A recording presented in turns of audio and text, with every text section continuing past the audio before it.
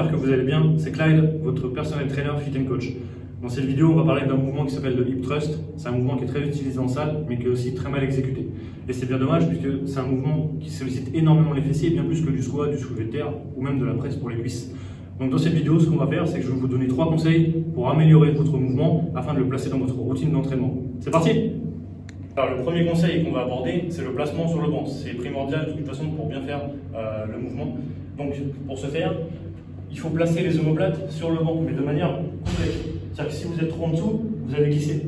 Si vous êtes trop au-dessus, vous allez avoir un mouvement qui va être plus facile, vous allez moins solliciter vos fessiers, tout simplement. Donc l'idéal, c'est de placer vos omoplates juste au bord du banc.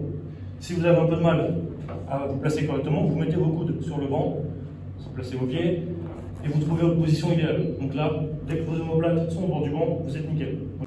Donc, vous voyez, le mauvais placement, qu'est-ce que ce serait? À quoi ça ressemblerait? Tout simplement, ce serait que vous soyez trop bas, comme ceci. Vous voyez bien mes omoplates, elles sont à la moitié sur le banc. Et là, dans cette position, pendant le mouvement, vous allez à chaque fois devoir remonter. Et vous allez glisser, vous allez remonter, vous allez glisser. C'est pas bon du tout. Vous allez avoir un mauvais équilibre, donc vous n'allez pas réussir à soulever une charge adaptée à vos objectifs, tout simplement. Autre chose, si vous êtes trop haute, votre mouvement ne va pas du tout être naturel et vous allez encore moins solliciter vos fessiers. Ça va être beaucoup trop facile. C'est pas ce qu'on veut. Ce qu'on veut, nous, c'est un mouvement comme ceci. C'est juste les omoplates sur le banc et rien d'autre. D'accord? Donc le deuxième conseil que je vais vous donner, c'est l'éloignement de vos pieds. Ça, c'est important que vous le compreniez bien. Si vous avez vos pieds trop éloignés, vous allez moins solliciter vos fessiers et plus vos ischios. C'est pas ce qu'on veut. Si vous avez vos pieds trop proches du banc, vous allez solliciter moins vos fessiers, encore une fois, et plus vos quadriceps. C'est encore moins ce qu'on veut.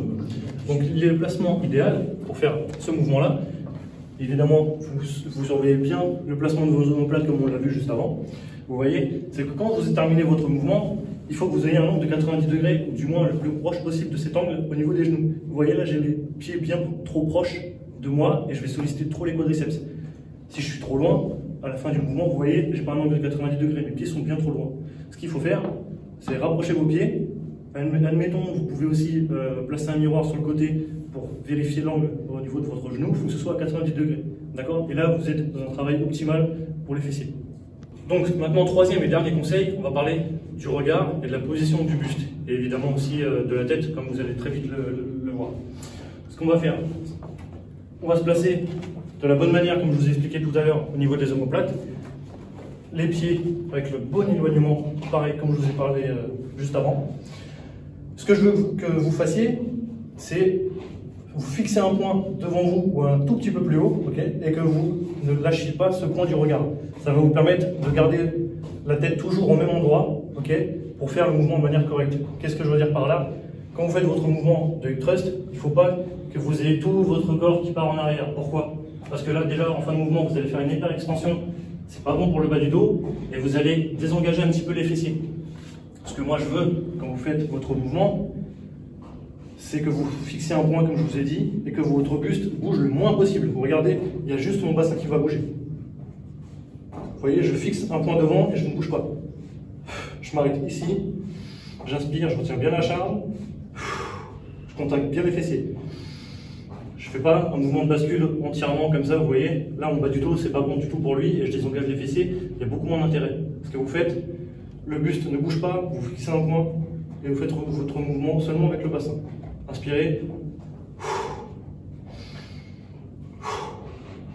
Autre chose, un petit tips en plus, si vous voulez augmenter le travail, notamment des moins fessiers, qui sont responsables de l'abduction des jambes, vous voyez, c'est un peu la machine quand vous êtes assis et que vous ouvrez vers l'extérieur afin de travailler les moins fessiers. Ce que vous pouvez faire pour travailler en plus pendant ce mouvement-là, c'est ajouter un élastique juste au-dessus des genoux. Ça va vous forcer à garder les genoux vers l'extérieur. Vous allez encore plus travailler les moins fessiers. Parlant d'élastique, voilà à quoi ça ressemble. Vous placez un élastique juste au-dessus des genoux comme je vous ai dit. Okay, si c'est trop facile, vous pouvez en placer un deuxième, il n'y a pas de problème. Hein. Vous avez beaucoup de force au niveau des muscles abducteurs, il ne faut pas hésiter. Okay, donc on se replace. Les omoplates bien sur le banc, bon éloignement des pieds. Et là, pendant tout le long du mouvement, il faut penser à aller vers l'extérieur. Il ne faut pas que petit à petit, vos genoux se resserrent. D'accord? C'est très important, sinon l'élastique ne sert à rien. Donc, toujours l'élastique tendu, vous voyez, tout le long du mouvement.